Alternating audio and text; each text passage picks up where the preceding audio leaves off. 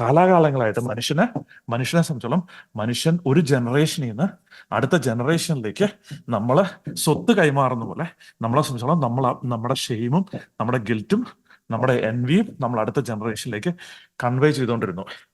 Okay, അപ്പൊ അങ്ങനെ ഒരു നമ്മളെ സംബന്ധിച്ചോളം നമ്മൾ ഒരു ജനറേഷൻ അടുത്ത ജനറേഷനിലേക്ക് നമ്മൾ ഷെയിം ട്രാൻസ്ഫർ ചെയ്ത് കൊടുത്തു, ഗിൽറ്റ് ട്രാൻസ്ഫർ ചെയ്ത് കൊടുത്തു, എൻവി ട്രാൻസ്ഫർ ചെയ്ത് കൊടുത്തു. ഇതൊന്നും വേണ്ടതാണ് പറയുന്നത്. തീർച്ചയായിട്ടും വേണം. ഇതിന്റെ എല്ലാം പർപ്പസ് എന്താണ്?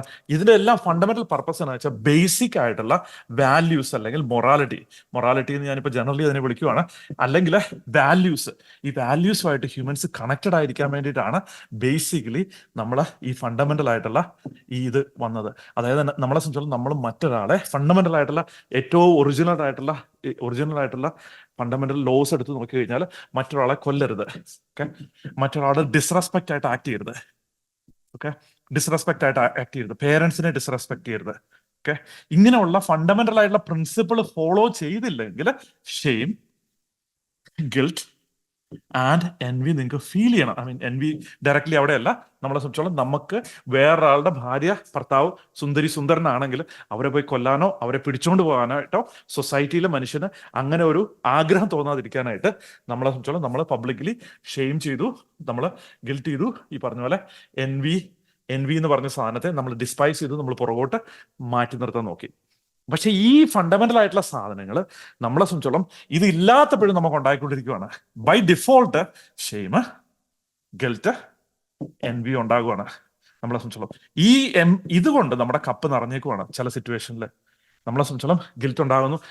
ഗിൽറ്റ് എന്താണ്, ഷെയിം എന്താണ്? ഷെയിം എന്ന് പറഞ്ഞാൽ പക്ഷെ നമുക്ക് പറഞ്ഞല്ലോ, മനസ്സിലാവും, നമുക്ക് നാണക്കെടുത്ത് തോന്നുന്നു, അയ്യേ ഞാനോ.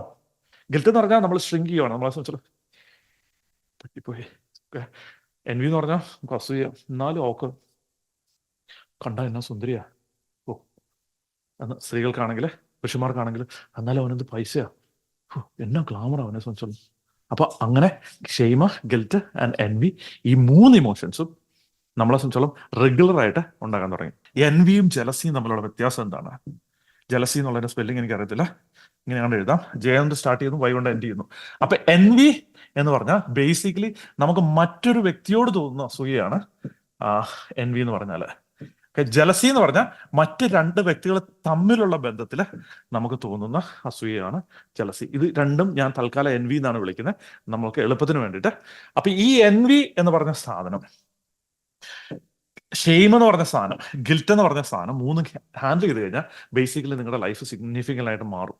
അപ്പം പലപ്പോഴും പുരുഷന്മാര് ഷെയിം ആങ്കർ ആയിട്ടാണ് ഷോ ചെയ്യിക്കുന്നത്. അതായത് അവർക്ക് ഷെയിം ഫീൽ ചെയ്ത് കഴിഞ്ഞാൽ അവർ അരിശപ്പെടും. അപ്പൊ അരിശപ്പെടുന്നതിലൂടെയാണ് നമ്മളെ സംബന്ധിച്ചോളം പുരുഷന്മാരുടെ ഷെയിം എക്സ്പ്രസ് ചെയ്യുന്നത്. അപ്പൊ നമുക്ക് ക്രിയേറ്റർ നമുക്ക് തന്നേക്കുന്ന ഒരു ഗിഫ്റ്റാണ്. എന്തിന്? നമ്മൾ അധർമ്മം പ്രവർത്തിക്കാതിരിക്കാനായിട്ട്. അതായത് നമ്മളെ സംബന്ധിച്ചോളം അധർമ്മം പ്രവർത്തിക്കാതിരിക്കാനായിട്ട് തീർച്ചയായിട്ടും ഷെയിം വേണം. തീർച്ചയായിട്ടും നിങ്ങൾക്ക് ഷെയിം വേണം. നിങ്ങൾ തെറ്റായിട്ടൊരു കാര്യം ചെയ്യുവാണ്, മറ്റൊരാളെ ഇമോഷണലി വേദനിപ്പിക്കുകയാണെങ്കിൽ, ഫിസിക്കലി വേദനിപ്പിക്കുകയാണെങ്കിൽ, മറ്റൊരാളെ ഫിസിക്കലി കൊല്ലുവാണെങ്കിൽ, ഇമോഷണലി കൊല്ലുവാണെങ്കിൽ, മറ്റൊരാൾക്ക് ദ്രോഹം വരുത്തുന്ന, മറ്റൊരു വ്യക്തികൾക്കോ മറ്റൊരു സിസ്റ്റത്തിനോ ദ്രോഹം വരുത്തുന്ന ഒരു കാര്യം നിങ്ങൾ ചെയ്യുവാണെങ്കിൽ തീർച്ചയായിട്ടും നിങ്ങൾക്ക് ഷെയിം വേണം. പക്ഷെ ബൈ ഡിഫോൾട്ട് നമ്മൾ ഷെയിമിലാണ് വരുന്നത്. നമ്മളെ സംബന്ധിച്ചോളം മറ്റൊരു രീതി പറഞ്ഞു കഴിഞ്ഞാൽ നമ്മൾ ഇതിനെ പ്രൊജക്ട് ചെയ്തിട്ട് നമ്മൾ എന്ത് ചെയ്യുന്ന വെച്ചാൽ, നമ്മൾ പറഞ്ഞതെന്ന് വെച്ചാൽ, ഞാൻ റിച്ച് ആയി കഴിഞ്ഞാൽ, ഞാൻ അസറ്റ്സ് ഉണ്ടാക്കി കഴിഞ്ഞാൽ, ഞാൻ ഗോൾഡ് കോയിൻ ഇതുപോലെ ഉണ്ടാക്കി കഴിഞ്ഞു കഴിഞ്ഞാൽ, ഓക്കെ, ഇത് ഗോൾഡാണ്, മറ്റേ ആ പാവപ്പെട്ട ആൾക്ക് ഇല്ലാതെ വരില്ലേ, പൂവർ ആയിട്ടുള്ള ആൾക്ക് ഇല്ലാതെ വരില്ലേ? ഓ ഷെയിം, എനിക്ക് അങ്ങനെ ആകാൻ പറ്റും. ബാഡ് ആയിട്ടൊരു പേഴ്സൺ ആണ് ഞാൻ റിച്ച് ആകുന്നതിലൂടെ ഞാൻ ഒരു ബാഡ് ആയിട്ടുള്ള പേഴ്സണായി മാറുവാണ്. അപ്പൊ അവിടെ സിറ്റുവേഷൻ എന്ത് സംഭവിച്ചു? ഷെയിം നമ്മൾ ട്രാപ്പ് ചെയ്തു, ബിസിനസ്സിൽ ഗ്രോ ചെയ്യാൻ പറ്റില്ല.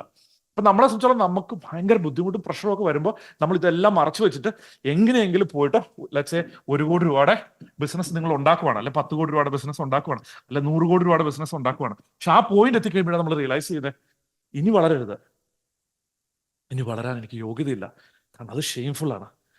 ലോകത്ത് നോക്കി എത്യോപ്യയിൽ പിള്ളേർ വിശക്കുന്നുണ്ട്, നോർത്ത് ഇന്ത്യയിൽ ഇങ്ങനെ ഇതാകുന്നുണ്ട്. അപ്പൊ നിങ്ങളെ സംബന്ധിച്ചോളം തീർച്ചയായിട്ടും അതുകൊണ്ടാണ് അതിന് ടാഞ്ചിബിൾ ആയിട്ടൊരു സൊല്യൂഷൻ എന്ന് പറഞ്ഞാൽ നിങ്ങളെ സംബന്ധിച്ചോളം നിങ്ങൾ കോൺട്രിബ്യൂട്ട് ചെയ്യുക എന്നുള്ളതാണ്. ഓക്കെ, അപ്പൊ എങ്ങനെ കോൺട്രിബ്യൂട്ട് ചെയ്യുക? നിങ്ങളെ സംബന്ധിച്ചോളം ലോങ് ടൈം ആയിട്ടുള്ള ചാരിറ്റീസിൽ കോൺട്രിബ്യൂട്ട് ചെയ്യുക.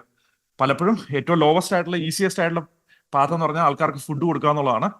ഓക്കെ, സിക്നെസ്സിനെ ഹെൽപ്പ് ചെയ്യുക എന്നുള്ളതാണ്. ഇതെല്ലാം ചെയ്യുന്നത് നല്ലതാണ്, ഇതെല്ലാം വളരെ സൂപ്പറാണ്. അതേസമയം എഡ്യൂക്കേഷൻ ആണ് ഏറ്റവും ലോങ്ങസ്റ്റ് ആയിട്ടുള്ള ചാരിറ്റി.